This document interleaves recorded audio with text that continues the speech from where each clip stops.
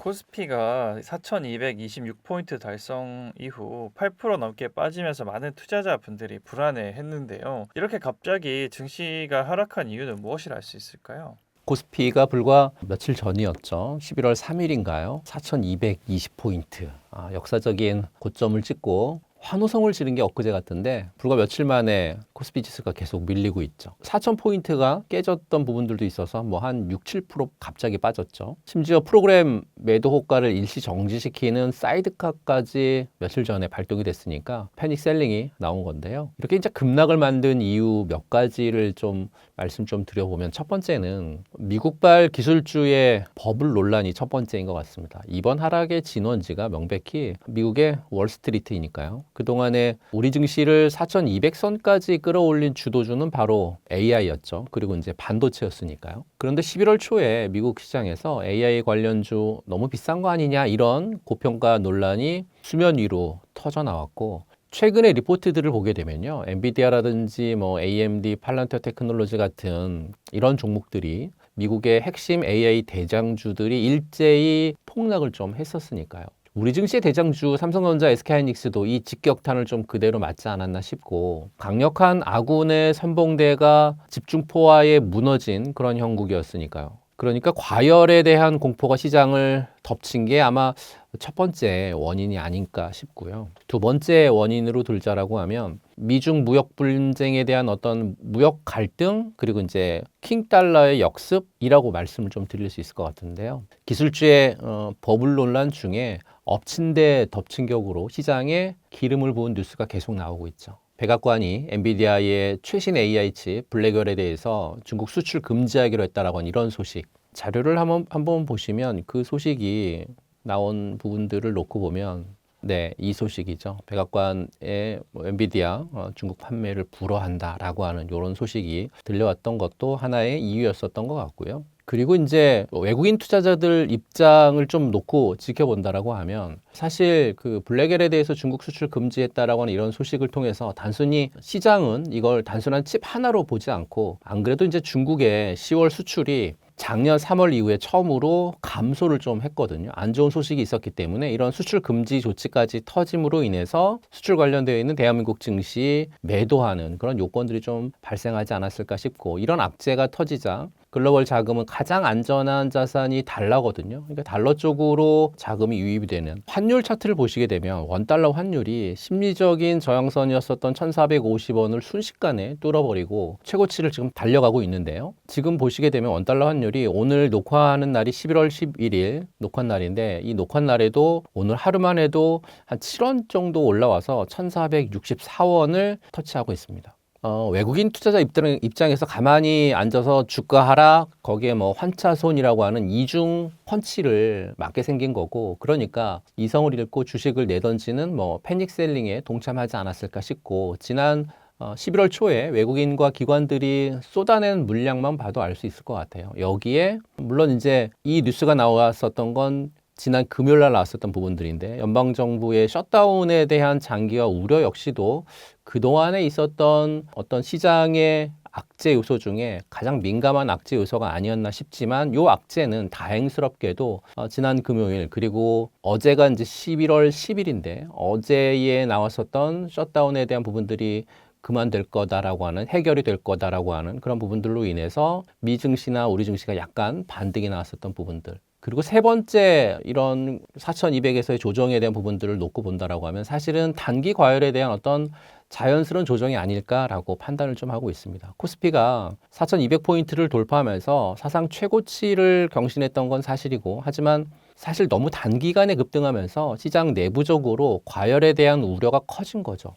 10월 달에만 코스피 지수가 약 한 10% 넘게 상승을 했던 부분들을 놓고 본다라고 하면 이렇게 급격한 상승한 이후에 차익 실현 매물이 나오면서 주가가 일시적으로 쉬어가는 어떻게 보면 건강한 조정 과정을 좀 거치고 있는 게 일반적인 부분인데 지금은 그런 건강한 조정을 좀 겹치고 있는 상황이 아닌가라고 판단하고 있고요. 그리고 이제 최근 증시의 그 대기 자금인 예탁금 그리고 뭐 CMA 같은 신용거래 잔액이 역대 최대를 경신하면서 투자 심리가 지나치게 낙관적으로 흘러갔다라고 하는 경고도 좀 있었거든요. 이런 과열 국면에는 사실은 호재보다는 작은 악재에 굉장히 민감하게 반응하면서 변동성이 좀 증폭이 될 수밖에 없는 그런 구간이고, 이번 하락은 사실은 대세 상승장이 끝났다는 분괴의 어떤 전조라기보다는 급등에 따른 필연적인 단기 조정으로 보는 시각이 맞는 것 같고요. 또 여러 증권사 보고서들 보더라도 최근의 조정이 대세 상승의 쉼표 구간이고, 장기적으로는 대한민국 증시가 5,000포인트, 심지어는 7,500포인트까지 갈 수 있다라고 하는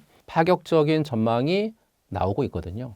문제는 핵심이 반도체가 이끄는 AI 강세장은 아직 끝나지 않았다는 겁니다. 물론 단기적으로는 AI에 대한 거품론 또는 환율 불안으로 인해서 앞으로도 급등락이 자주 발생할 수 있습니다. 하지만 시장은 결국 실적을 따라갈 수밖에 없고요. 앞으로 인공지능 혁신에 대한 투자, 그리고 반도체 산업의 회복이 지속될 거라고 하는 분석이 굉장히 우세한 만큼, 이럴 때일수록 좋은 종목을 저가에 분할 매수할 기회로 삼는 용기와 지혜가 좀 필요하지 않을까 싶습니다. 매달 10일 간격으로 진행되는 유튜브 무료 특강 아래의 링크에서 신청하세요. 가파른 상승 추세에 이제 고점이 아닐까 하는 우려를 하시는 분들이 많은데요. 이번 하락이 본격적인 하락의 신호일까요? 아니면 그저 쉬었다 가는 것일까요?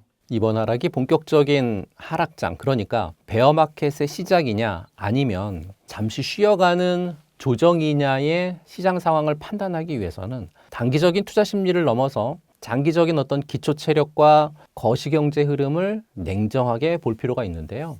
역사적으로 본격적인 하락장은 보통 몇 가지 이상 징후가 나타나거든요. 그 이상 징후를 좀 말씀 좀 드려보게 되면, 가장 먼저는 경기 침체의 임박 여부입니다. 그런데 경기 침체 임박 여부는 지금은 아닌 것 같습니다. 특히 미국의 경기는 여전히 견조한 편이고요. 국내 수출 또한 반도체를 중심으로 해서 회복세가 뚜렷하게 나타나고 있잖아요. 그러니까 경기의 기초 체력이 받쳐주고 있다 보니까 경착륙 우려가 크게 낮아졌죠.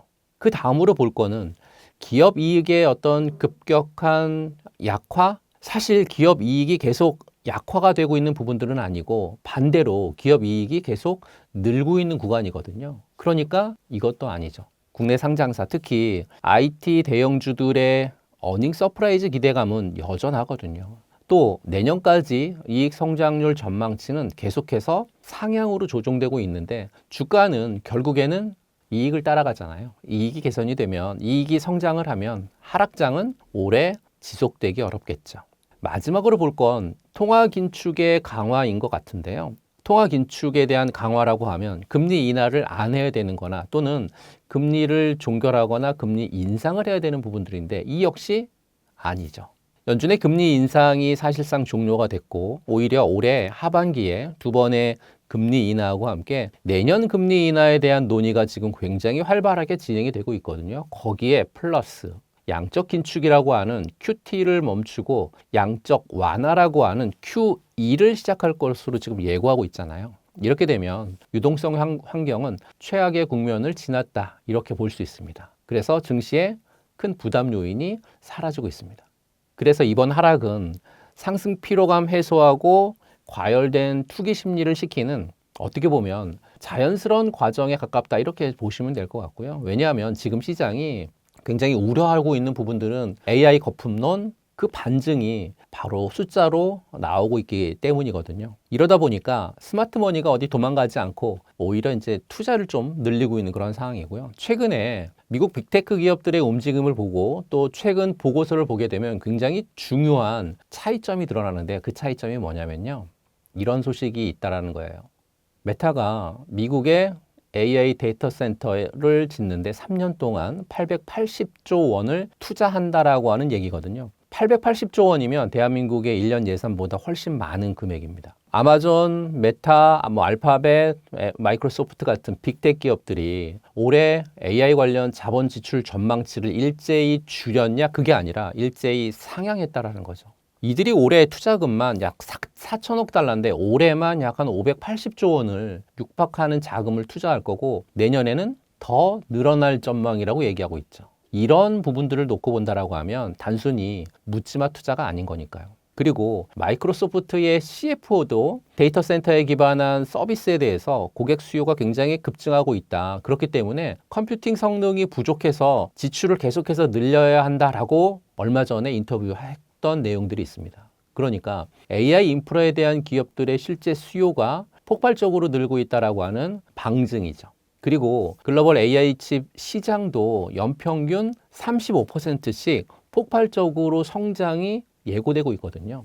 국내 그 주요 장비나 또는 재료 기업들 또는 AI 관련에 대한 어떤 수주 잔고 역시도 전년 대비해서 80% 이상 계속 증가하는 걸로 지금 나타나고 있습니다. 물론 최근 시장이 흔들리는 데는 이유는 좀 명확하죠. 어떤 그 단기 급등했었던 거에 대한 경계 심리. 최근에 미국의 10월 감원 규모가 2003년 닷컴 버블 이후에 거의 22년 만에 최대 수준을 기록했다라는 소식은 여러분들이 많이 접하셨을 겁니다. AI 기술 도입에 대한 어떤 가속화라든지 또는 기업들이 인력을 줄이는 AI발 인력 감축 우려가 커졌고 경기 둔화 가능성에 대한 어떤 투자 심리도 급격히 냉각되고 있죠.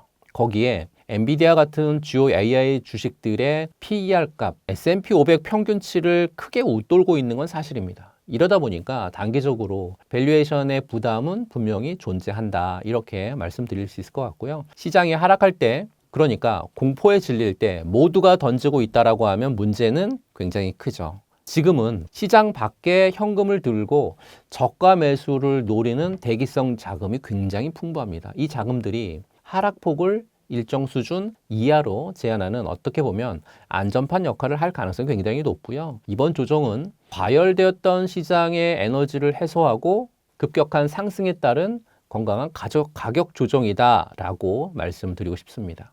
이재명 대통령은 코스피 5,000포인트 시대를 열겠다는 공약을 했었는데요. 한켠에서는 코스피 지수가 내년에는 최대 7,500선에 도달할 수 있다는 전망도 나오고 있는데 앞으로 코스피 어떻게 전망하시나요?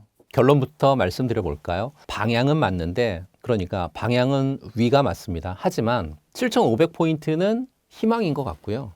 5,000포인트는 현실이 되어가는 과정이다. 이렇게 말씀드리고 싶습니다. 최근에 KB증권을 비롯한 국내 증권사들의 전망 배경에는 몇 가지 이제 핵심적인 이유가 좀 있어요. 그 핵심적인 이유를 좀 말씀드려 볼게요. 첫 번째 이유는 40년 만에 오는 3조 호황의 어떤 재현이, 그러니까 저달러, 저유가, 저환율이 지금 국내 시장에서 일어나고 있다는 거죠. 그러니까 장기적인 달러 약세 전망이 외국인 자금의 비달러 국가, 그러니까 특히 대한민국으로 유입을 가속화시키고 있다는 거고요. 유가의 하향 추세도 역시 원자재 수입이 높은 대한민국 같은 기업들의 채산성을 계속해서 개선시키는 핵심 요인으로 자리매김하고 있는 상황입니다. 거기에 코스피의 PBR 값도 1.4배 수준으로요. 전 세계 증시의 PBR 값이 3.5배고요. 아시아 증시 쪽에서의 PBR 값이 약 2.2배거든요. 그러니까 대한민국의 코스피 PBR 값 1.4배는 극심한 저평가 상태에 있다는 거죠. 거기에 3조 호황과 정책 기대감이 이 저평가를 해소시킬 거라고 하는 분석이 현재는 좀 지배적인 것 같고요. 두 번째는 올해보다도 2026년 코스피 상장사들의 영업이익이 400조 원 이상으로 올라갈 건데요. 이 400조 원 영업이익이 올해보다 몇 퍼센트 증가한 거냐면 약 36% 증가하면서 역대 최대치를 기록할 것으로 전망하고 있습니다. 특히 반도체나 AI를 중심으로 한 글로벌 어떤 기술 패권에 대한 경쟁, 또 인프라 투자가 어떤 한국 기업들의 실적을 계속해서 견인할 걸로 보고 있고요. 거기에 HBM 중심의 D램 공급 부족이 올해뿐만 아니라 2026년, 2027년까지 계속해서 이어질 것으로 예상되고 있고, 국내 반도체 기업들의 장기 실적 가시성이 확보됐다라고 하는 점은 굉장히 큰 상승 모멘텀이니까요. 이 대통령이 공략한 코스피 5천 시대는 단순히 어떤 숫자의 목표가 아니라 한국 자본시장 구조를 근본적으로 바꾸겠다라고 하는 어떤 의지의 표현인 것 같아요. 정부가 상법 개정을 통해서 주주환원의 어떤 확대 또는 불공정 거래를 했었을 때에 엄벌을 하겠다라고 하는 시장 신뢰 회복에 집중을 하고 있으니까요. 거기에 주식시장을 생산적인 금융 영역으로 옮겨 놓는 그 머니무브를 유도하고 있는데 실제로 외국인들의 코스피 보유 비중도 상승하면서 정책 효과는 계속 좀 나타나고 있는 그런 상황이 현재는 우리 증시에 나타나고 있습니다. 우리 증시 코스피 5천을 달성하려고 하면 상장 기업들의 영업이익이 사실은 400조 원대를 넘어야 된다라고 하는 소식은 여러분들에게 전 말씀 좀 드리고 싶고, MSCI 선진국 지수 편입 같은 어떻게 보면 제도적 기반 강화도 필수적이라고 말씀드리고 싶습니다. 그렇다 보면 현재의 실적 전망 또 정책 추진을 감안한다라고 하면 2026년 하반기 정도에는 정말 5,000포인트 시대 달성이 가능하다라고 하는 긍정적인 전망은 힘을 얻을 수밖에 없다라고 말씀드리고 싶고요. 그런데 7,500포인트는 사실 다른 이야기입니다. 지금 우리 증시 코스피 지수가 3,900, 4,000선 내외에서 오르락내리락을 반복하고 있는데 7,500은 여기에서 1년 만에 거의 2배가량 뛰어야 된다는 소리거든요. 이게 가능하려면 앞서 말씀드렸던 PBR 값이 2배 이상이 되어야 되는 거예요. 이건 우리 증시가 사실상 역사상 가보지 못한 길이고요. 실물 경기가 이 속도를 따라가야 되는데 사실 실물 경기가 이 속도를 현재로서는 제 판단으로서는 따라갈 수 없다라고 말씀드립니다. 시장이 과열되면 투자자들은 실적을 보지 않고 꿈만 보는데요. 누가 얼마를 벌었다, 이번엔 다르다, 이런 말들이 나올 때가 가장 위험하다고 생각하고요. 7,500이라고 하는 숫자는 어떻게 보면 여러분들이나 저한테 탐욕을 부추기는 숫자인 것 같습니다. 최근 국내 증권사들이 2026년 연간 전망 보고서를 여러분들이 한번 보셨으면 좋겠고요. 이 증권사들의 연간 전망 보고서를 보게 되면 저는 한 10개에서 15개 정도를 봤는데 이들의 평균 목표치는 내년 코스피 증시 4,500에서 4,800포인트가 된다라고 이렇게 전망을 하고 있습니다. 그러니까 5,000포인트를 향해 가는 과정을 보고 있는 거지 7,500을 목표로 보지는 않는다는 거죠. 외국인 매도세에 증시가 흔들렸지만 개인들의 무서운 매수세로 증시가 다시 반전을 보여주었는데요. 개인들 1조가 넘는 자금으로 SK 하이닉스랑 삼성전자를 매수했는데 개인 투자자들의 SK 하이닉스, 삼성전자 투자 과연 현명한 투자를 할 수 있을까요? 결론부터 말씀을 좀 드려보도록 하겠습니다. SK 하이닉스 그리고 삼성전자 투자 종목 선택은 현명했다. 하지만 투자 방식은 지극히 위험하다. 이렇게 말씀드리고 싶습니다. 이게 무슨 말이냐면요. 왜 현명한 선택이냐를 첫 번째로 살펴보게 되면 우선 달라진 개인 투자자분들의 DNA인 것 같아요. 그러니까 공포 패닉셀에서 저점 매수가 진행됐다는 거잖아요. 과거의 개미들은 전형적인 어떤 패턴을 보여줬을 때 급등을 할 때 추격 매수하고 조금만 떨어져도 공포에 질려서 패닉셀을 하는 게 과거 개미들의 전형적인 모습이었거든요. 이번에 주가가 일시적으로 밀리자 개인 투자자들이 반도체 슈퍼사이클의 대장주를 싸게 담을 수 있는 절호의 찬스다. 이렇게 판단을 하고 공격적인 매수에 나섰죠. 이렇게 되면 시장의 단기 변동성에 휘둘리지 않고 핵심 펀더멘탈을 보고 투자하는 어떻게 보면 선진화된 투자 패턴을 개인 투자자들이 보여줬다. 이렇게 판단할 수 있을 것 같습니다. 그리고 최근의 외국인 매도는 한국 증시의 펀더멘털에 대한 의구심 때문이 아니고요. 주로 단기적인 어떤 차익 실현 또는 환율 변동성의 어떤 해지 같은 기술적인 요인에 굉장히 가깝거든요. 이런 기술적인 매도세가 실적이라든지 이런 거하고 직결된 어떤 구조적 상승 동력을 훼손하기는 좀 어렵지 않을까 그렇게 말씀드리고요. 달라진 개인 투자자들의 DNA가 첫째 현명한 선택이었다라고 하면 두 번째 현명한 선택은 개인들이 삼성전자하고 SK하이닉스에 베팅하는 이유는 명확하죠. 왜냐하면 AI가 이끄는 시장이 2025년뿐만 아니라 2026년 메모리 슈퍼사이클에 대한 확신이 있었으니까요. 최근에 한국무역협회에서 나온 보고서를 보게 되면 2026년에 글로벌 반도체 시장이 약 17% 성장할 거다라고 나왔고요. 그중에서 메모리 반도체는 평균 성장 2배 올라가는 33% 정도 급등할 거다라고 예견을 하고 보고서가 나와 있고 그 보고서에 메모리 반도체가 성장을 주도할 거다 이렇게 강조하고 있거든요. 그러니까 SK하이닉스가 HBM 시장의 압도적인 1위를 유지를 할 거고 삼성전자 역시 엔비디아의 핵심 파트너로 공식 지목이 된 이후에 2026년 HBM 쪽에서의 출하량을 계속 늘릴 수 있을 거다라고 본 거죠.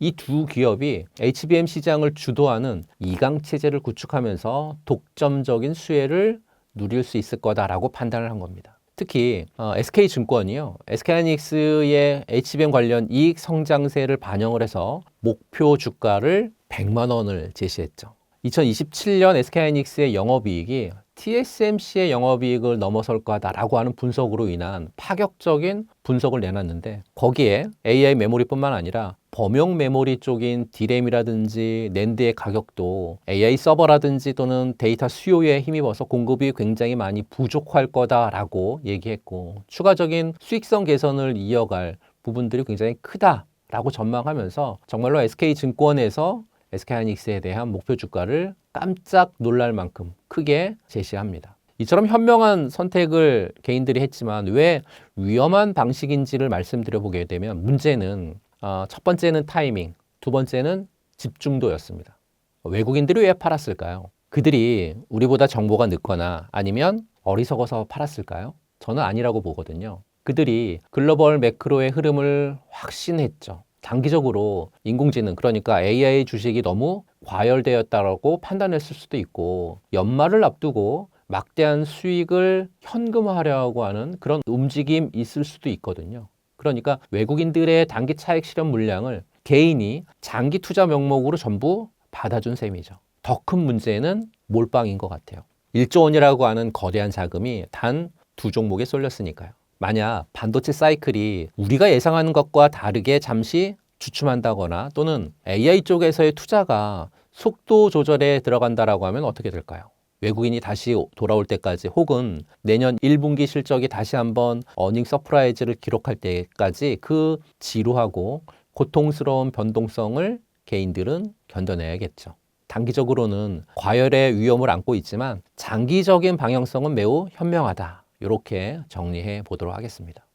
삼성전자와 SK하이닉스 주가가 많이 올랐는데 언제 팔아야 할지 도무지 감이 잡히지 않는 분들이 많은데요. 삼성전자와 SK하이닉스 도대체 언제 팔아야 할까요? 최근 삼성전자하고 SK하이닉스 갖고 계신 분들, 고점이 아니라 저점에 들어가신 분들은 굉장히 좋은 비명소리를 지르고 계시죠. 최근 주가 상승이 단순한 반등이 아니라 반도체 산업의 구조적인 어떤 큰 변화라든지 또 AI 반도체 슈퍼사이클이 시작되었다라고 하는 그런 증거들을 보고 들어가셨으니까요. 이런 변화가 우리의 매도 시점을 결정하는 핵심 열쇠는 충분히 될 것 같고요. 최근에 나온 보고서들을 보게 되면 2026년도에 글로벌 메모리 반도체 시장이 33% 이상 급성장할 거다라는 전망이 많고 특히 이 성장의 핵심에 AI 데이터 센터의 어떤 수요가 폭발하면서 HBM이 성장의 중심에 있을 거다. 거기에 SK하이닉스의 HBM 시장에서의 독보적인 리더십을 갖고 갈 거다.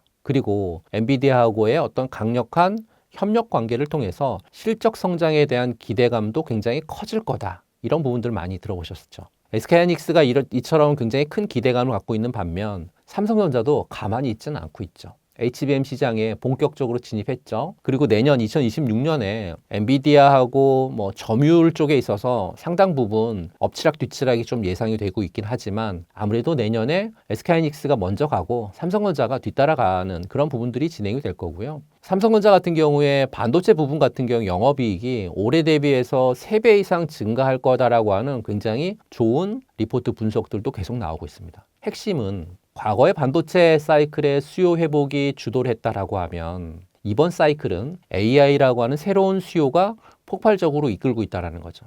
이 사이클의 강도하고 지속성은 과거하고 정말 비교할 수 없을 정도로 강력할 가능성이 굉장히 높다라고 판단하고 있고요. 과거의 반도체 주식을 주로 PBR 기준으로 평가하면서 저평가냐 아니면 고평가냐를 따졌거든요. 근데 AI 반도체 시대가 열리면서 이게 바뀌고 있습니다. 어떻게 바뀌고 있냐? PBR 값으로 평가하는 게 아니라 PER 값으로 평가해야 된다라고 하는 주장에 힘을 얻고 있거든요. 그러니까 AI 반도체는 고가고 고마진 제품이거든요. 단순 설비 투자보다는 기술력이라든지 또는 미래 성장 잠재력이 기업 가치를 결정하는 핵심이 되는 이런 상황이다 보니까 PER이라고 하는 이익을 기준으로 평가하자 뭐 이런 바람이 부른 거고, 그렇기 때문에 AI 시대의 성장성이 제대로 반영을 그동안은 못했던 거죠. 어떻게 보면 PER이라고 하는 이익 기준으로 평가를 하게 되면 코리아 디스카운트 해소에 대한 부분들 충분히 가능할 것 같고요. 글로벌 기술주하고도 유사하게 높은 성장 프리미엄도 인정받게 될 수 있을 것 같고, 지금의 주가는 어떻게 보면 PER 값으로 계산을 했었을 때는 재평가받고 지금보다 조금 더 올라갈 가능성 충분히 많다라고 말씀을 드리고 싶고요. 그럼 언제 팔아야 할지에 대한 몇 가지 시그널을 여러분들에게 말씀드려 볼 테니까 이 시그널에 주목하셨으면 좋겠습니다. 첫 번째 시그널은 공급 과잉 시그널이죠. 지금 AI 반도체 수요가 공급을 크게 초과하고 있거든요. 매도 시점은 SK하이닉스, 삼성전자의 대규모 신규 팹 투자가 마무리가 되고 HBM 시장에서 경쟁 심화로 인한 가격 하락 조짐이 보일 때가 매도 시점인 것 같습니다. 그러니까 대규모 신규 팹이 본격적으로 가동이 되면서 시장에 공급이 쏟아져 나오기 시작하는 2026년 하반기 또는 2027년 상반기를 주의 깊게 살피는 것이 좋다라고 말씀드리고 싶고요. 그 전까지는 기술 경쟁 우위를 가진 기업이 이익을 독식할 가능성이 높죠. 두 번째는 AI 산업의 패러다임 변화의 어떤 시그널이에요. 그러니까 AI 기술의 진화 속도는 정말 상상을 초월할 정도로 굉장히 빠르고 크게 진화되고 있거든요. 그 중심에는 지금 HBM이 있죠. AI 반도체의 구조를 대체할 새로운 어떤 컴퓨팅 패러다임이라든지 이 부분 쪽에 있어서는 사실 예를 들어보면 여러분들 쉽게 아실 수 있어요. CXL 같은 거죠. PIM 같은. 그러니까 차세대 기술이 시장에 주류로 떠오르기 시작한다라고 하면 기존 기술에 대한 고평가가 흔들릴 수 있다는 거죠. 시장 리포트에서 차세대 메모리 상용화 시점이 앞당겨진다라고 하는 뉴스가 지속적으로 나오게 되면 비중을 줄이는 거 고려하셔야 될 것 같습니다. 세 번째는 분할 매도 전략이죠. 뭐 여러분들이 잘 아시는 거죠. 주가가 급등하면서 불안한 마음이 드는 건 당연할 테니까요. 또 모든 주식을 한 번에 팔지 말고 분할 매도를 통한 이익 확정 전략 말씀을 좀 드립니다. 삼성전자하고 SK하이닉스, 대한민국을 넘어서 글로벌 AI 시대의 핵심 수혜주입니다. 과거의 사이클의 어떤 관점에서 고점이다라고 판단해서 성급하게 매도하는 건 앞으로 다가올 역사적인 이익 성장 기회를 놓칠 수 있다. 이렇게 말씀드리고 싶고요. 2026년까지 강력한 실적 성장세를 즐기셨으면 좋겠고, 그 이후에 공급 과잉 시그널, 차세대 기술 변화 이런 부분들을 냉철하게 관찰하시면서 대응하실 필요가 있지 않을까라는 말씀 드리고 싶습니다. 대표적인 반도체 기업인 삼성전자, SK하이닉스 이외에도 반도체 소부장 주식들 중 눈여겨봐야 할 종목은 어떤 것들이 있을까요? 삼성전자하고 SK하이닉스가 용인 그리고 이제 청주에 수백조 원을 들여서 공장 지었잖아요. 제가 SK하이닉스 청주 공장 가보고 깜짝 놀랐습니다. 눈으로 봤더니요, 어마무시하더라고요. 그러니까 뭐 사진으로 보고 영상으로 보는 거하고 차원이 다르더라고요. 어마무시하게 크게 지은 청주 공장이 정말 그 허허벌판에 끝이 잘 안 보일 정도로 그런 공장이 4개나 있더라고요. 그럼 거기다 공장을 짓잖아요. 그럼 그 돈이 다 어디로 갈까요? 장비를 사주겠죠. 소재를 사주겠죠. 대장주가 100% 오르면 진짜 알짜 소부장 기업들은 200%, 300% 오르는 게 어찌 보면 이 바닥의 생리였어요. AI 슈퍼사이클에 숨겨진 3선 공개해 보도록 하겠습니다. 첫 번째 종목은요, 여러분들이 너무 잘 아실 거예요. 한미반도체입니다. 한미반도체를 이제는 뭐 소부장이라고 지칭하기는 좀 힘겹게 됐죠. 대장주는 아니지만 뭐 중장주, 2등주 뭐 이렇게 표현을 해야 되지 않을까요? 빼놓을 수 없죠. 이런 기업들. 투자의 핵심 포인트는 TC본더죠. 사실상 뭐 독점 기업이니까요. 지금 AI 반도체 시장의 핵심이 HBM이잖아요. HBM은 D램을 아파트처럼 수직으로 쌓아 올리는 그런 기술인데, 쌓을 때 칩하고의 사이를 열을 가해서 정밀하게 붙여주는 장비가 이제 TC본더거든요. 한미반도체가 SK하이닉스하고 손잡고 이 TC본더 시장을 사실상 어떻게 보면 좀 장악을 했다라고 말씀드리고 싶고, 최근에 SK하이닉스는 물론 HBM 시장에 뒤늦게 들어온 삼성전자마저도 한미반도체가 TC본도 장비 계속 구매에 대한 부분들 진행을 하고 있는 소식이 좀 들려오고 있고, 이게 무슨 뜻이냐면 SK하이닉스하고 삼성전자가 HBM 생산량을 늘리려고 계속 경쟁을 하게 되고, 그 경쟁하는 쪽에 투자를 하게 되면 그 돈은 고스란히, 그렇죠, 한미반도체의 주문서로 쌓인다는 거죠. 삼성전자가 SK하이닉스가 용인하고 청주에 HBM 공장을 지으면 지을수록 한미반도체는 앉아서 돈을 버는 그런 구조가 아닐까요? 한미반도체 차트를 보면서 좀 말씀 좀 드려보도록 하겠습니다. 한미반도체에 대한 일봉인데요. 제가 지난번 영상에서 말씀드렸던 그 가격대에 대한 부분들이 이렇게 지금 좀 전개가 되고 있는 상황이 고스란히 지금 차트에 녹아져 있는데요. 이때 했었던 영상을 좀 기억하시는 분들은 대비를 하셨을 거다라고 판단하고요. 물론 지금 자리 나쁘지 않은데 일봉에서 보게 되면 좀 지금 자리가 첫 번째 분할 매수 자리는 맞습니다. 하지만 주봉에서 보게 되면요. 라인을 하나 그려볼게요.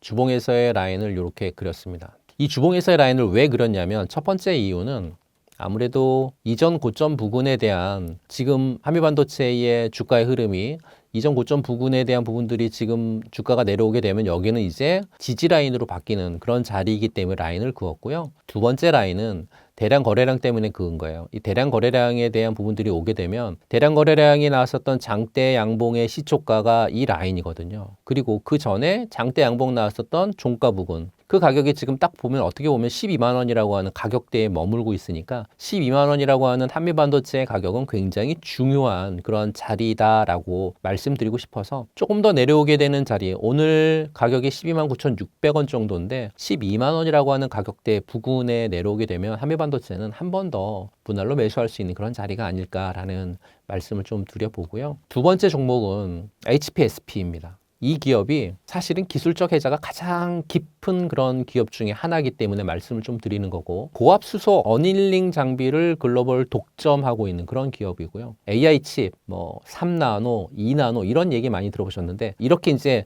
점점 반도체가 고도화되고 미사화될수록 칩의 성능을 사실은 극한으로 끌어올리는 후처리가 굉장히 중요하거든요. HPSP가 바로 이 고압 수소 어닐링 장비를 전 세계에서 유일하게 만들었습니다. 독점입니다. 이 유일이라고 하는 단어가 굉장히 중요하죠. 최근에 나온 기술 보고서를 보게 되면 TSMC, 삼성전자, 인텔 같은 AI 칩을 만드는 전 세계 모든 파운드리가 이 HPSP 장비를 써야만 원하는 수율과 성능이 나올 수 있다. 이렇게 나와 있습니다. 그러니까 한마디로 고객사들이 줄을 서서 사가는, 어떻게 얘기하면 갑이 아니라 슈퍼을이라는 거죠. 영업이익률 보시게 되면 깜짝 놀라실 거예요. 50%가 넘습니다. 이런 독점 기술을 갖고 있는 기업, 사이클이 꺾여도요, 잘 흔들리지 않을 수 있고 AI 시대가 깊어지면 깊어질수록 더 바빠질 기업이다. 이렇게 말씀드리고요. 이 HPSP도 차트를 보면서 말씀 좀 드려보도록 하겠습니다. HPSP의 일봉입니다. HPSP의 일봉인데 늘 말씀을 드리는 이 검정색 라인 있죠? 이게 1년선이고 저는 240일로 쓴다고 말씀을 좀 드렸기 때문에 1년선 241선의 검정색 선을 타고 노는, 그러니까 검정색 위로 이렇게 올라오는 자리, 거기에 대량 거래량을 동반해서 1년선을 뚫고 올라오는 이런 움직임은 굉장히 좋고, 이렇게 상승을 했었던 종목이 밑으로 내려와서 쉬어갈 때는 보통 대략 121선이나 검정색인 1년선 요 부근에서 쉰다라고 하는 걸 잊지 않으셨으면 좋겠어요. 그래서 121선이나 1년선 부근에서 쉰다는 얘기는 주가가 여기까지 밀려야겠죠. 좀 내려오면 그런 자리에서는 분할 매수했다가 거기에서 눌림받고 좀 횡보하다가 다시 또 상승하는 그러한 흐름으로 전개되는 특징이 있는 종목들이 이렇게 1년선 부근 내려왔었을 때, 특히나 아래에서 1년선을 뚫고 올라왔었던 종목이 쉬어갈 때는 이 정도의 가격대, 이 정도의 라인 부근, 121선, 1년선 부근에서 쉴 수 있다. 그러면 거기에서 분할 매수해 놓고 올라오게 되면 이익을 정리하는 그런 게 가장 현명한 투자가 아닌가, 이렇게 말씀드리고요. 세 번째 종목은, 이 종목도 제가 굉장히 많이 말씀드린 종목이죠. 리노공업입니다. 투자 포인트는, 리노공업은 반도체 테스트에 필요한 소켓, 핀을 만들어서 납품하는 글로벌 강소기업이에요. 특히 고성능 비메모리 반도체의 미세한 신호를 정확하게 측정해야 되는 첨단 공정 테스트 핀 시장에서 사실상 표준으로 자리매김한 그런 기업이죠. 굉장히 중요합니다. 핀 시장에서의 표준이라고 하는 건 후발 기업들도 여기에다 맞춰야 되는 거거든요. 그런 표준을 자리하고 있는 리노공업 굉장히 잘 진행할 수 있는 그런 회사고, AI 반도체라고 하는 일반 반도체보다 훨씬 복잡하고 높은 성능을 요구하고 있기 때문에 테스트 과정이 굉장히 까다로운데, 리노공업이 이런 고정밀 테스트 솔루션 분야에서 독점적인 기술력을 갖고 글로벌 고객을 다양화하고 있는, 특히나 이제 AI 시대가 깊어지면 깊어질수록 테스트 소켓 수요가 굉장히 빠르게 증가할 거거든요. 직접적인 또는 간접적인 수에 충분히 볼 수 있을 것 같고, 이 테스트 소켓이 사실 어떻게 보면 AI 기업들의 다양한 주문이 다를 거예요. 기업들마다 형태도 다를 거고 반도체 어떤 구성도 다를 거고 다 다를 건데, 중요한 건 리노공업이 이걸 테스트하는 과정에서 얘를 리뉴얼한다는 거죠. 계속 테스팅하면서 그 고객사들에게 이걸 맞춰줄 수 있는 가장 대한민국에서의 대표적인 기업이기 때문에 강소 기업입니다. 주의 깊게 보셨으면 좋겠고요. 이 리노공업 역시 영업이익률이요 40%가 넘습니다. 부채 비율도 굉장히 낮기 때문에 재무적으로도 굉장히 탄탄하고, 국내 투자자들에게만 알려져서 저평가되어 왔다라고 하는 분석도 있기 때문에 굉장히 매력적인 종목이다라는 말씀드리고요. 리노공업도 차트를 보면서 설명드려 보도록 하겠습니다. 리노공업의 일봉 차트인데요. 일봉 차트에서 검정색 선 아래에 있었던 주가 흐름이 검정색 선 부근에서 거래량을 동반하고 올라왔었을 때 121선이나 1년선 부근에 한번 쉬고 다시 상승하고 좀 주춤하는 그러한 흐름이 전개가 되고 있어서 얘는 위에서 놀지 떨어질지를 잘 모를 거예요. 하지만 주봉으로 가서 보게 되면요, 확실한 흐름이 나타나는데요. 주봉에서는 이렇게 라인을 그릴 수가 있겠죠. 왜 이렇게 라인을 세 가지를 그렸냐? 그러니까 지금 어떻게 보면 이전 고점 부근까지 올라왔어서 고점 부근을 뚫지 못하고 고점에서 막고 횡보하고 있는데요. 만일 고점을 뚫으려고 하면 이 고점 부근까지 지난번에 2024년에 거래가 터졌고 장대 양봉이 나온 이 거래량만큼 이번에도 거래량이 그만큼 나와줘야 여기를 뚫을 수 있거든요.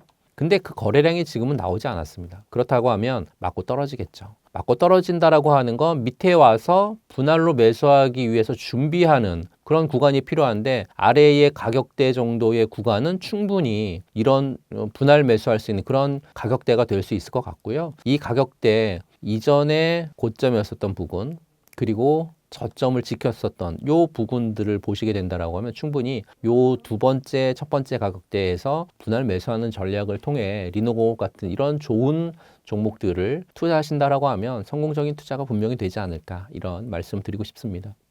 그리고 10월 12일 여러분들의 정말 많은 분들이 들어오셨어요. 처음 저희가 특강을 시작했을 당시보다 거의 한 3배, 4배가량 많은 분들이 들어오셔가지고 깜짝 놀랐습니다. 많은 분들이 들어오셔서 정말 2시간 넘게 특강이 진행이 됐는데요. 이 특강이 매달 10일, 20일, 30일 저녁 8시에 무조건 진행이 됩니다. 일요일이어도 진행합니다. 토요일이어도 진행합니다. 국경일이어도 진행합니다. 저장해 두셨다가 알림 설정해 두시고요. 시황에 관련돼 있는 얘기, 또 섹터에 관련돼 있는 얘기, 그 시황과 섹터에 관련돼 있는 얘기만 드리는 게 아니라 종목을 콕 집어 드릴 거예요. 이 종목은 10배가 될 거니까 이 종목 사시면 무조건 10배가 간다는 게 아니라 10배 정도 갈 수 있을 만큼 될 수 있다라는 말씀을 좀 드리는 거고요. 코스피 증시가 사상 최고치를 찍고 내려오고 있는 지금 상황에서 많은 분들이 불안해하세요. 지금 팔아야 되는 거 아니냐? 아니면 더 물타야 되는 거 아니냐? 잘 모르시겠다고 하시는 분들은 특강을 들으시기 바랍니다. 계속해서 사람이 증가하고 많은 분들이 특강을 듣는 이유가 있거든요. 전략을 같이 짜는 거고요. 그 안에서 전략 짜는 것뿐만 아니라 지금 어떤 투자를 해야 되는지에 대한 부분들까지 상세하게 말씀 좀 드려볼 거니까요. 지금 불안해하신 분들 좌지우지하지 마시고요. 10일, 11월 20, 11월 30 계속해서 특강을 들으시고 전략을 통해서 여러분들 계좌를 붉게 물들이는, 정말 돈 많이 벌어가시는 그런 투자하셨으면 좋겠고요. 이 특강 무료니까요. 신청해 주시면 무료를 통해서 여러분들에게 많은 거 전달해 드리도록 하겠습니다. 매달 10일 간격으로 진행되는 유튜브 무료 특강 아래의 링크에서 신청하세요. 원전주 주가가 불안한 모습을 보여주고 있는데요. 원전주 주가가 이렇게 불안한 모습을 보여주는 이유는 무엇인가요? 지난 11월 초에 원전주를 들고 계셨던 투자자분들은 아마 가슴을 좀 졸이셨을 거예요. 원전 르네상스라고 하는 거대한 기대감 속에서 무섭게 치솟았던 주가들이 갑자기 좀 급락하는 모습을 좀 보였기 때문에 그렇거든요. 최근에 원전주 주가 급락은 테마주 거품 논란이라든지 해외 시장 불확실성이라고 하는, 어떻게 보면 이 두 개의 거대한 그림자가 겹치면서 발생한 저는 일시적인 조정이다, 이렇게 말씀 좀 드리고 싶고요. 원전주 최근에 AI 시대의 전력난 해소라고 하는 정말 메가 트렌드하고 또 미국의 원전 산업 재건 움직임에 힘입어가지고 상반기 내내 폭발적인 랠리를 보여왔잖아요. 하지만 이제 최근에 원전주가 주춤거리고 조정을 좀 보이고 있는 몇 가지 요인들은 복합적인 결과라고 판단하고 있습니다. 그 복합적인 결과 첫 번째는 어떻게 보면 투기성 거품 경고라든지 또는 위험자산 회피 심리인 것 같아요. 가장 직접적인 원인은 사실 미국 증시에서 발생을 했죠. 미국의 대표적인 SM 관련주인 뉴스케어 파워나 오라클 같은 종목들이 단기 급등에 따른 거품 논란과 함께 큰 폭으로 하락을 했으니까요. 보시게 되면 그 내용은 이거거든요. 이렇게 오라클이 하락을 하고 뉴스케어 파워도 하락을 했죠. 원전 산업의 미래 성장 동력으로 전 세계가 주목을 받고 있는 건 바로 SMR인데요. 그런데 11월 초에 SMR 관련 대표 종목인 뉴스케어 파워가 시장에 기대에 못 미치는 실적을 발표하면서 정규장뿐만 아니라 시간외 거래에서도 큰 폭으로 하락하는 모습을 좀 보였거든요. 시간외 거래에서 하락한 모습은 이렇게 시간외에서 하락을 했었거든요. 그러니까 새로운 성장 동력을 찾아서 기대를 모으던 분야에서 나온 실적 실망, 해당 기업뿐만 아니라 SMR 산업 전체, 나아가서 원전주 전반에 대한 어떻게 보면 투자 심리에 찬물을 끼얹었다, 이렇게 볼 수 있을 것 같습니다. 미래가 밝다고 예상했었던 분야마저 단기적인 성과에 부진한 모습을 보이자 투자자들의 불안감은 더욱 커질 수밖에 없었던 것으로 판단을 좀 하고 있고요. 특히 오클로 주가가 급락을 했을 때 캐시우드 아크인베스트먼트 대표가 일부 주식을 매도했다라고 하는 소식이 전해지면서요, 시장에 고평가되었다라고 하는 불안 심리가 급속히 확산되었죠. 최근 월가에서 금리 인상 불확실성 등으로 인해서 위험자산 회피 현상은 계속해서 나타나고 있고, 단기간에 급등한 원전주 역시 어떻게 보면 투기성 성격이 강하다, 이렇게 판단되고 있다 보니까 이런 어떤 위험 회피 분위기 속에서 가장 먼저 매물이 쏟아져 나온 것으로 판단을 하고 있습니다. 두 번째는 기술 주권 상실 논란의 어떤 재부각, 거기에 해외 수출의 불확실성. 그러니까 올해 초 대한민국을 들썩였었던 가장 중요한 요인은 한수원이 미국 웨스팅하우스하고 협의를 했는데 그 내용이 재부각되고 있는 부분들인 거죠. 시장의 심리를 크게 위축시켰잖아요. 이 합의가 한국의 원전 수출 가능 지역을 제한하고 있고, 체코 원전 수주에 있어서도 웨스팅하우스의 막대한 로열티라든지 또는 기자재 구매 비용을 지불해야 되는 그런 어떤 안 좋은 구조라고 하는 점이 다시 논란이 되고 있는 부분들. 그러니까 투자자들이 이 합의가 한국 원전 기술의 어떤 주권 상실로 이어졌고, 또 중기적인 해외 수출 시장이라든지 특히 북미 시장 또는 유럽 같은 주요 시장 진출에 불확실성을 키우고 있다, 이렇게 판단한 것 같습니다. 그러다 보니까 원전주의 가장 큰 성장 동력인 해외 수주 기대감이 꺾이는 그런 요인으로 작용을 했던 그런 부분들도 있고요. 중요한 건 이번에 어떤 조정을 보이고 있는 부분들을 어떻게 해석하느냐가 좀 중요한 것 같은데요. 저는 이번 조정을 AI 전력난 해소라고 하는 구조적인 성장 스토리에는 변화가 없는 가운데 단기 과열에 대한 시장의 자연스러운 어떤 가격 정화 과정이다라고 말씀드리고 싶은 거죠. 미국하고의 원전 협력, 그러니까 마누가하고 SMR 개발이라고 하는 이 메가 트렌드는 사실 어떻게 보면 여전히 유효하거든요. 원전이 AI 데이터 센터의 전력 수요를 충족시킬 가장 현실적인 단기 급등에 따른 불안한 매물은 상당 부분 출회되었다고 판단하지만, 이제부터는 펀더멘털이 견조하고 또는 실질적인 수주 가능성이 높은 기업들을 중심으로 해서 주가 하락 시마다는 분할 매수하는 전략이 좀 유효하지 않을까 싶고요. 이번 급락이 오히려 어떻게 보면 진정한 실적주를 여러분들 포트폴리오에 담을 수 있는 절호의 기회가 아닐까, 이렇게 말씀드리고 싶습니다. AI 산업의 발전으로 원전에 대한 수요가 전 세계적으로 늘 것이라고 하는데요. 앞으로 원전 산업의 전망은 어떻게 보시나요?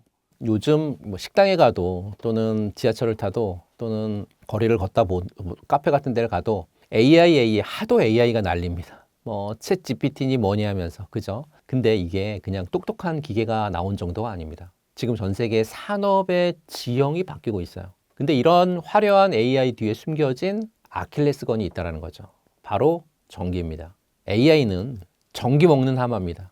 무슨 PR 선전 같기도 한데 전기 먹는 하마 이 AI 데이터 센터는 예전에 우리가 알고 있었던 인터넷 데이터 센터일 때의 CPU랑은 비교가 안 됩니다. AI를 돌리는 GPU 서버는 기존 서버보다 전기를 적게는 5배, 많게는 10배 이상 더 먹습니다. 게다가 그 뜨거운 열을 식히는 데만 전체 전력의 40%에서 50%가 들어갑니다. IAEA, 그러니까 국제에너지기구에서 2030년까지요. 전 세계 데이터 센터 전력 소비량이 2024년 대비해서 2배 이상 폭증할 거다라고 하는 내용도 있으니까요.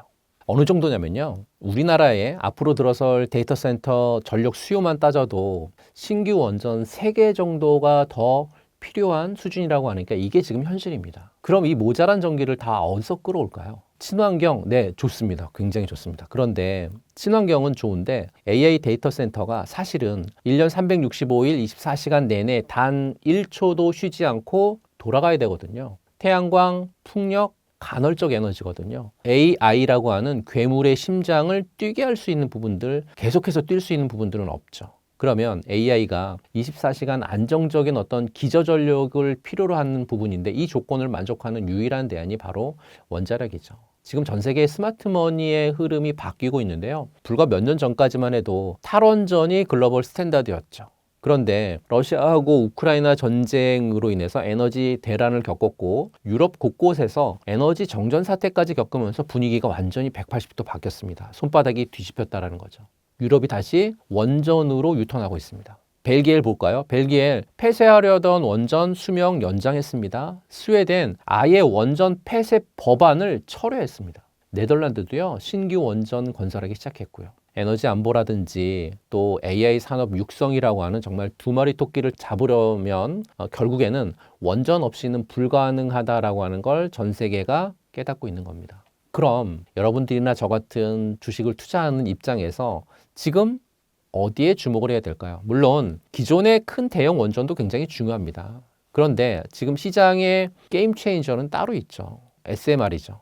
이름 그대로 작은 원전입니다. 이게 왜 중요하냐면 대형 원전은 짓는 데는 10년 이상 걸리거든요. 또 부지를 선정하려면 협의도 진행돼야 되는 어떤 입지의 제약도 심한 부분들이 있죠. 그런데 SMR은 다르거든요. 공장에서 찍어낼 수 있습니다. 그래서 필요한 곳에 콕 집어서 설치할 수 있습니다. 그리고 SMR은요, 초등학교 운동장 정도만한 크기면 그냥 한 기가 지어집니다. 그러니까 데이터 센터 바로 옆에 SMR을 딱 붙여 짓는다라고 하면 어때요? 전력망 손실도 없고 24시간 맞춤형으로 깨끗한 전기를 계속 공급할 수 있는 거잖아요. 이게 바로 빌 게이츠나 샘 올트만 같은 빅테크 거물들이 SMR에 미쳐 있는 이유입니다. AI 혁명은 전력 혁명을 전제로 하는데요. 그리고 그 전력 혁명의 심장에는 원자력, 특히 SMR이 있습니다. 이건 1년, 2년짜리 단기 테마가 아니라 앞으로 10년, 20년을 내다보는 메가 트렌드거든요. 반드시 포트폴리오에 이 원자력이라고 하는 든든한 에너지 하나 장착해 두시길 강력히 권고드립니다. 이러한 이유에서 원전 관련주 중에 두산에너빌리티가 주목을 받고 있는데요. 두산에너빌리티 주가가 많이 올랐는데 앞으로 더 오를 수 있을까요? 많은 분들이 이런 얘기를 하세요. 두산 에어빌리티 좋은 건 알겠는데 SMR 대장주인 것도 알겠는데 솔직히 너무 많이 오른 거 아니야? 지금 따라붙었다가 상투 잡는 거 아니야? 이런 질문 저한테 많이 하시거든요. 근데 지금 우리가 보는 이 상승은 거대한 메가트렌드의 초입에 불과하다. 전 이런 말씀 드리고 싶습니다. 왜냐하면 지금까지의 주가 상승이 AI가 전기를 많이 먹는데 그럼 원전이 필요하겠네 라고 하는 기대감으로 오른 것이라고 하면 앞으로의 펼쳐질 상승은 진짜 수준인 거죠. 그러니까 숫자가 찍히면서 오르는 실적 장세가 될 것이기 때문이죠. 왜 두산에너빌리티가 더 갈 수밖에 없는지 그 이유를 몇 가지로 압축해서 좀 말씀드려 볼게요. 첫 번째는 전 세계의 유일무이한 SMR 생산기지의 기업이라고 하는 겁니다. SMR이 꿈의 원전이라고 하잖아요. 빌 게이츠가 만든 테라파워, 또 시장의 주목을 받고 있는 뉴스케어 파워, 영국의 롤스로이스까지 수많은 기업들이 SMR 설계도를 그리고 있습니다. 그런데 말입니다. 그 설계도를 가지고 300메가와트가 넘는 원자로의 심장인 주기기를 찍어낼 수 있는 거대한 프레스하고 주단조 기술을 갖고 있는 그런 기업은 전 세계에 단언컨대 제가 보기에는 두산에너빌리티가 유일하다고 할 수 있습니다. 이게 핵심입니다. 뉴스케어이든 테라파워든 주문을 따내면 따낼수록 그 핵심 기자재는 바로 메이드 인 코리아, 두산 에너빌리티가 만든다는 거죠. 이건 대체 불가합니다. 말 그대로 독점적인 해자라고 하는 거죠. 이 독점적 지위를 시장이 아직 저는 100% 가격에 반영하지 못했다라고 보고 있습니다. 두 번째는 숫자가 찍히기 시작했다는 거예요. 그동안은 기대감이었죠. 11월 초에 발표됐었던 3분기 실적을 보게 되면 시장의 예상을 뛰어넘는 어닝 서프라이즈가 나왔어요. 근데 이건 SMR 실적이 아니라 신한울 3호기, 4호기 같은 대형 원전 본업이 다시 살아나고 가스터빈 같은 전통 에너지 사업에서의 어떤 수주가 터졌기 때문에 실적을 어닝 서프라이즈 끌어올린 거거든요. 이게 무슨 뜻이냐면 가장 확실한 바닥이 받쳐주고 있다는 거죠. 더 이상 밑으로 떨어지지 않을 거라는 거죠. 실적에서는. 이렇게 본업이 튼튼하게 돌아가고 있는데 여기에 2026년, 2027년부터 SMR이라고 하는 거대한 미래 먹거리 실적이 본격적으로 더해지기 시작한다는 거죠. 주가는 6개월 선반영하죠. 지금 주가는 바로 그 본격적인 실적 성장을 미리 반영해가는 첫 번째 계단을 밟고 있다. 이렇게 보시면 될 것 같고요. 두산 에너빌리티 단기간에 많이 올랐으니까 숨고르기 당연하겠죠. 기술적 조정 당연하겠죠. 하지만 이런 메가트렌드의 주도주는 조정을 받을 때마다 손절하는 종목이 아닙니다. 오히려 5년 뒤 또는 10년 뒤에 내 자녀에게 물려준다라고 하는 생각으로 비중을 좀 늘려가실 수 있는 그런 황금 같은 매수 기회로 삼으셨으면 좋겠습니다. 결론은 AI 혁명이 1년, 2년짜리 테마가 아니거든요. 거기에 5년, 10년을 내다보는 그런 산업혁명이기 때문에 그 산업혁명의 심장에 깨끗한 피를 공급하는 원자력, 그리고 원자력의 대동맥을 만드는 두산 에너빌리티의 가치는 이제 막 재평가받기 시작했죠. 5년 또는 10년 뒤에 지금 이 가격을 보시게 되면 분명 2025년 11월에 그 가격이 정말 쌌구나 무릎을 탁 치시게 될 것 같습니다. 원자력 관련주에 관심 가지시는 분들이 많은데요. 앞으로 눈여겨볼 원자력 관련주는 어떤 것들이 있을까요? 지금 시장의 화두는 바로 에너지인데요. 과거의 탈원전 정책에서 친원전 정책으로 기조가 좀 바뀌었죠. 여기에 더해서 전 세계적으로 AI 데이터 센터다 또는 뭐 전기차다 해서 전력 수요는 폭증하고 있습니다. 특히 먼저 화석 연료 같은 경우에 아시는 것처럼 탄소 배출 문제잖아요. 그러다 보니까 다시금 원자력이 부상을 하고 있는데 우리가 집중적으로 눈여겨보셔야 될 원자력 관련주 몇 종목만 말씀 좀 드려보면 첫 번째 종목은 두말하면 잔소리라고 원전의 대장주죠. 두산 에너빌리티를 말씀드립니다. 이 종목을 왜 대장주라고 부르냐면 원자력 발전소의 심장에 해당하는 원자로라든지 증기 발생기 같은 주기기 제작 기술을 가진 국내 유일의 기업이기 때문에 그렇거든요.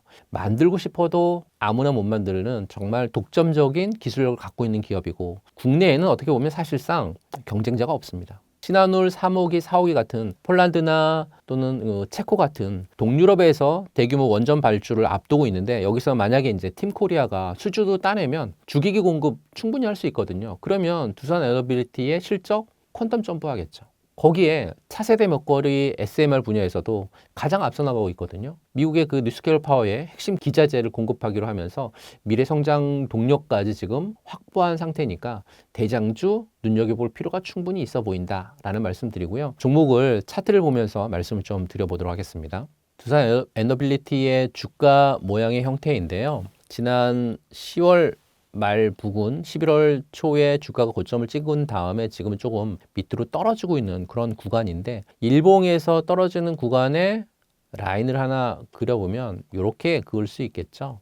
라인을 하나 그어보면 이렇게 그을 수가 있을 것 같아요. 이렇게 라인을 그은 이 가격대 보시게 되면 이전 고점 부근에 있었던 가격대가 한 7만 원대 정도 부근이거든요. 7만 원 정도 부근까지 두산 에너빌리티는 내려올 가능성이 좀 있어 보이고 7만 원은 지난번에 고점 부근을 계속 터치를 했었는데 넘지 못했고 넘지 못했던 고점 부근을 이번에 넘으면서 한번 상승 흐름이 전개된 이후에 이제 떨어지는 구간이기 때문에요. 이 가격대 부근에서 분할 매수, 첫 번째 분할 매수하는 거 굉장히 여러분들에게 강조해 드리고 싶고요. 두산 에너빌리티의 주봉 흐름을 놓고 보게 되면 앞서 7만 원 정도의 가격대 라인이 일봉에서의 첫 번째 분할 매수 자리였다라고 하면 두 번째는 보시는 것처럼 거래량이 최근에 많이 나왔었던 자리, 그러니까 이 자리 얘기하는 거죠. 거래량이 많이 나왔었던 자리에 여기는 종가 부근이 될 거고 여기에서 거래량이 많이 나왔었던 이 자리는 시초가 부근이 될 거거든요. 그 가격이 66,000원 부근이잖아요. 그런 66,000원짜리의 부근도 역시나 마찬가지로 앞에 저항 부근이 이제는 지지라인으로 바뀌었기 때문에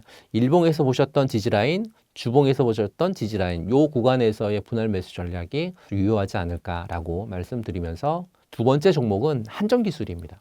두산 에너빌리티가 어떻게 보면 원전의 육체라고 하면 한전기술은 원전에 있어서의 두뇌 쪽과 가깝죠. 원전의 두뇌격인 원자로 개통 설계를 담당하는 그런 기업이고 원자력 발전소를 설계하는 엔지니어링 회사예요. 이 개통 설계의 기술은 원전 기술 자립의 핵심이거든요. 이 기술이 있어야 어떻게 보면 사실상 대한민국형 원전을 수출할 수 있습니다.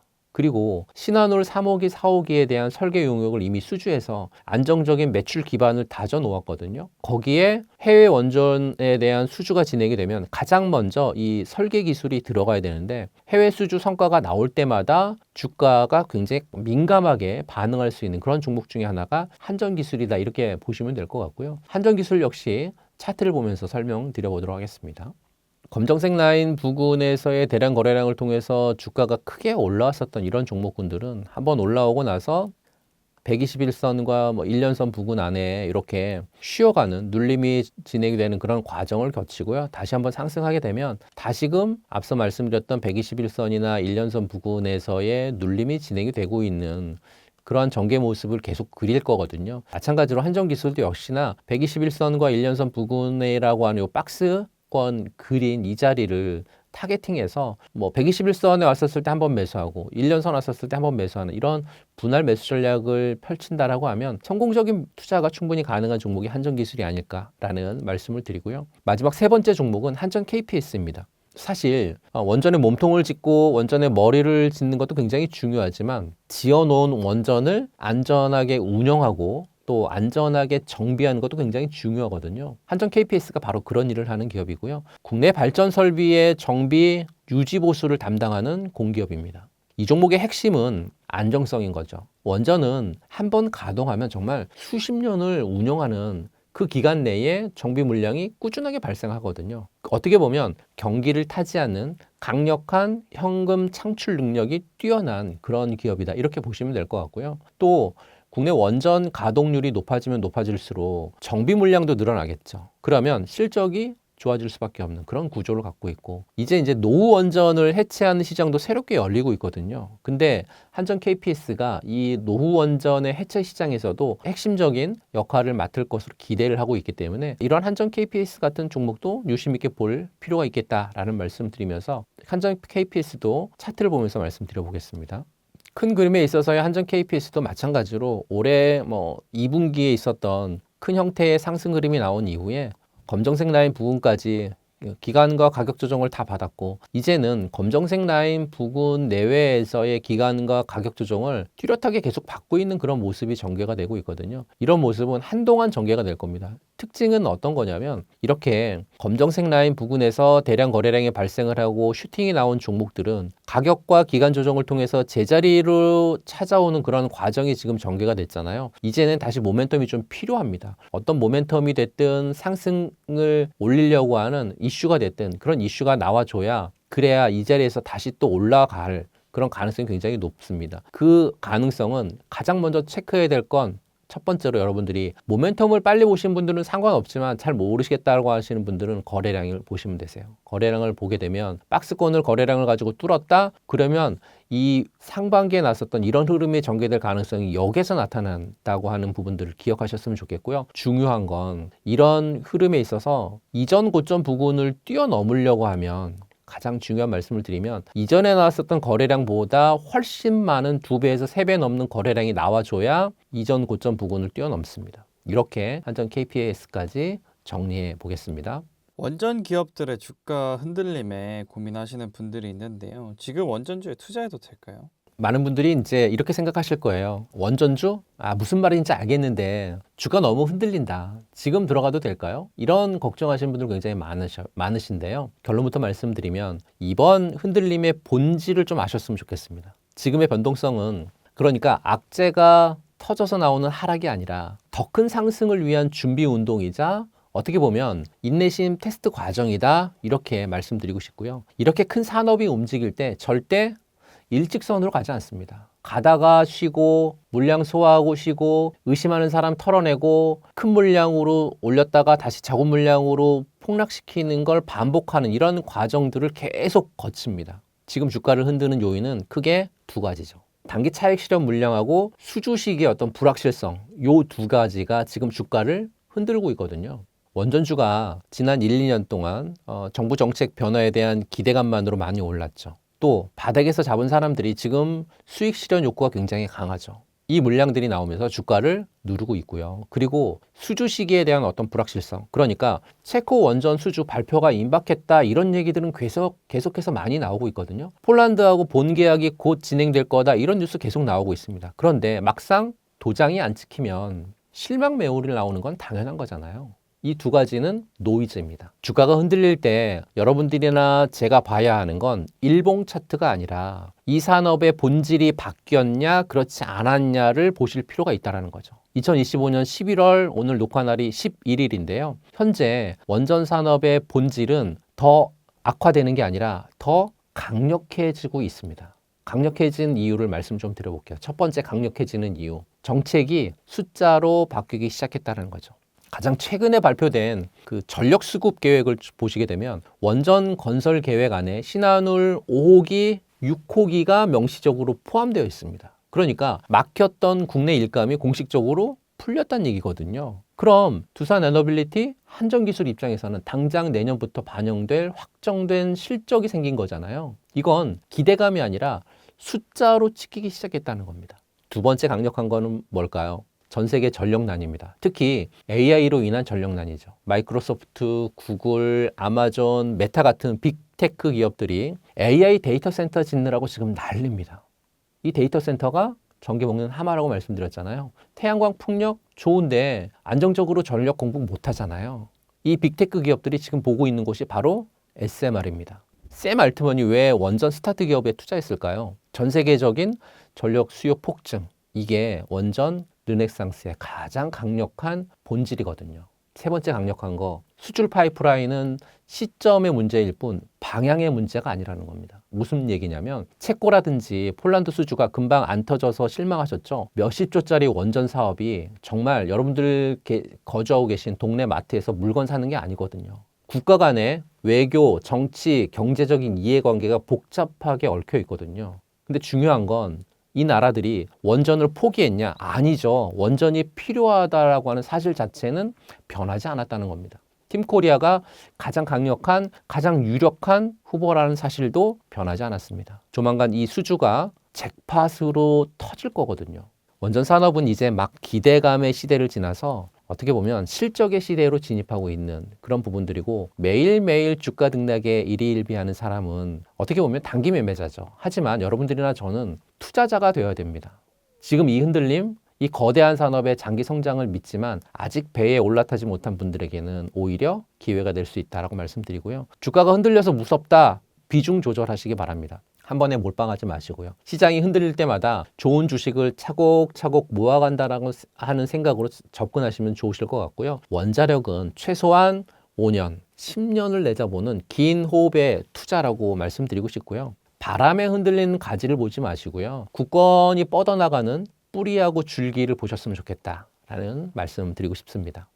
그리고 10월 12일 여러분들의 정말 많은 분들이 들어오셨어요. 처음 저희가 특강을 시작했을 당시보다 거의 한 3배, 4배가량 많은 분들이 들어오셔가지고 깜짝 놀랐습니다. 많은 분들이 들어오셔서 정말 2시간 넘게 특강이 진행이 됐는데요. 이 특강이 매달 10일, 20일, 30일 저녁 8시에 무조건 진행이 됩니다. 일요일이어도 진행합니다. 토요일이어도 진행합니다. 국경일이어도 진행합니다. 저장해 두셨다가 알림 설정해 두시고요. 시황에 관련돼 있는 얘기, 또 섹터에 관련돼 있는 얘기, 그 시황과 섹터에 관련돼 있는 얘기만 드리는 게 아니라 종목을 콕 집어 드릴 거예요. 이 종목은 10배가 될 거니까 이 종목 사시면 무조건 10배가 간다는 게 아니라 10배 정도 갈 수 있을 만큼 될 수 있다라는 말씀을 좀 드리는 거고요. 코스피 증시가 사상 최고치를 찍고 내려오고 있는 지금 상황에서 많은 분들이 불안해하세요. 지금 팔아야 되는 거 아니냐? 아니면 더 물타야 되는 거 아니냐? 잘 모르시겠다고 하시는 분들은 특강을 들으시기 바랍니다. 계속해서 사람이 증가하고 많은 분들이 특강을 듣는 이유가 있거든요. 전략을 같이 짜는 거고요. 그 안에서 전략 짜는 것뿐만 아니라 지금 어떤 투자를 해야 되는지에 대한 부분들까지 상세하게 말씀 좀 드려볼 거니까요. 지금 불안해하신 분들 좌지우지하지 마시고요. 10일, 11월 20, 11월 30 계속해서 특강을 들으시고 전략을 통해서 여러분들 계좌를 붉게 물들이는 정말 돈 많이 벌어 가시는 그런 투자하셨으면 좋겠고요. 이 특강 무료니까요. 신청해 주시면 무료를 통해서 여러분들에게 많은 거 전달해 드리도록 하겠습니다.